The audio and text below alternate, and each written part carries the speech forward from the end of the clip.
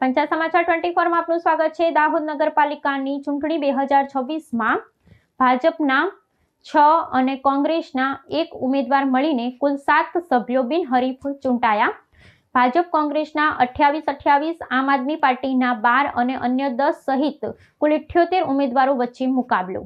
દાહોદ નગરપાલિકા સામાન્ય ચૂંટણી 2026 અંતર્ગત માન્ય અમાન્ય ફોર્મની સંખ્યા 116 હતી, જે પૈકી આજની વાત કરીએ તો બિનહરીફ ચૂંટાયેલા જે સભ્યો છે તે પૈકી ભાજપના કુલ 6 સભ્યો છે અને કોંગ્રેસમાં કુલ 1 સભ્ય છે।